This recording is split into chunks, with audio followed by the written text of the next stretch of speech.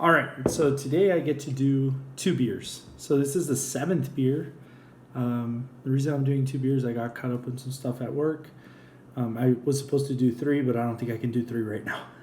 But this next one, it's called Pale Excitement Helles. Pale Excitement Helles. See somebody who's excited there. And they're holding a beer. Almost looked like me on this beer advent package.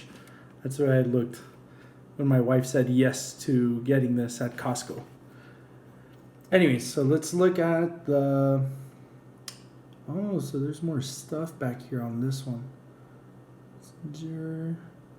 Nope, just water, barley, malt, hops. Cranking it at 5% volume. And no more info on it. And I know I said that I was going to go ahead and look at those QR codes, and I did look at a couple of them.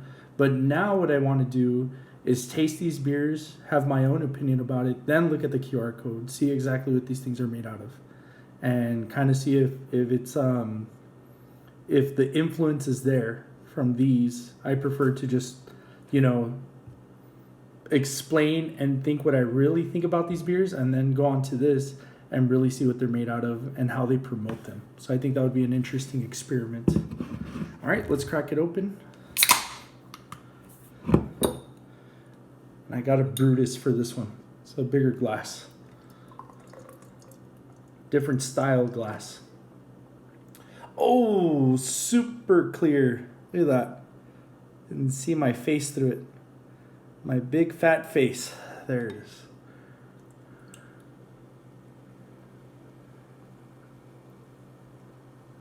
I don't know why it says pale on it at all. I mean, look at that. Look at that. And I think you guys will be able to see that on camera. That is how clear that beer is.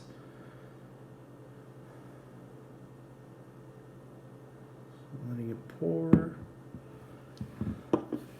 Just kind of tap it.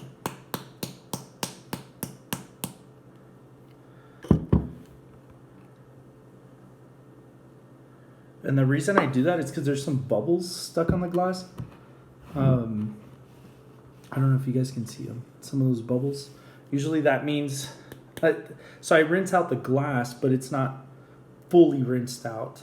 So you got to kind of let them dry or polish them. I don't have a polishing rag. I probably will get one. And that will prevent it from getting those bubbles.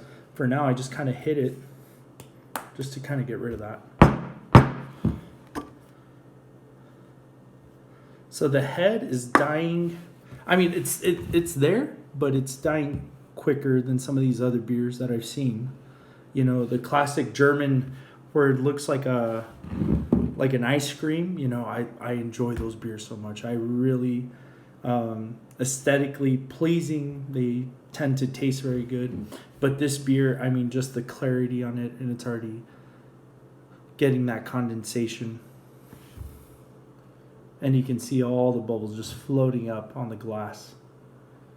And I think that's a really cool thing about beer too. A lot of people, they talk about how beer tastes, maybe how it smells.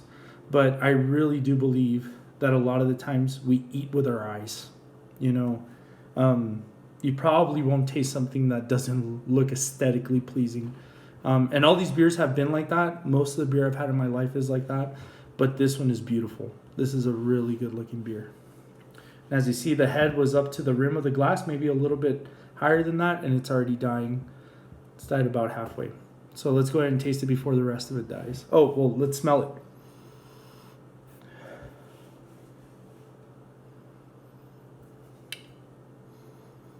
I wonder if these companies use some of the same hops. I feel like I've smelled a particular... I was trying to figure out what that aroma or how to explain it. I think it's the hop, but it's just... I wonder if it's the same hop that has been used in a lot of these beers. I've smelled that in about 3 or 4 beers. This one smells sweet.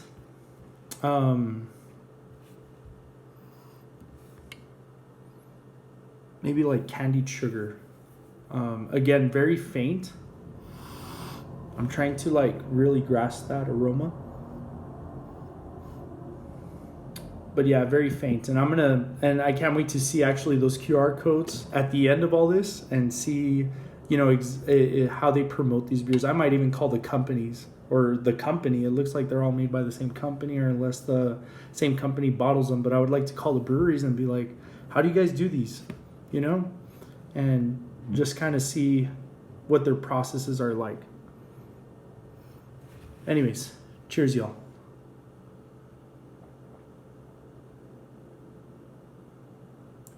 Oh, the carbonation on that. You taste the carbonation. And that's very, I think us as Americans, a lot of the times we taste.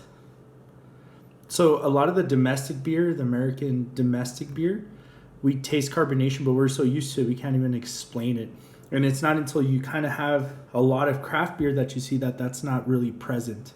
And in this one, it is. And what I mean by present in craft beers.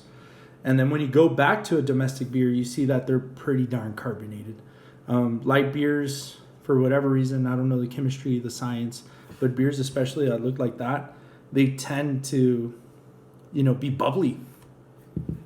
Bubbly beers, very bubbly.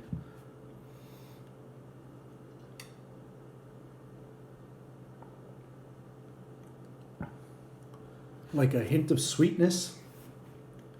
Then it fades to bitterness. Very pleasing. Very pleasing.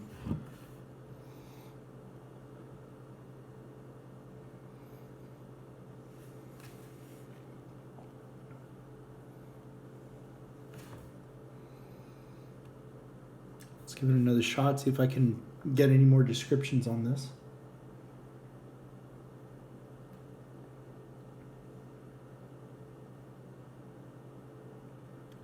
Yeah, and just carbonated. And you can feel it like on the side of your mouth. The carbonation of the beer. And like I said, it's like a sweetness.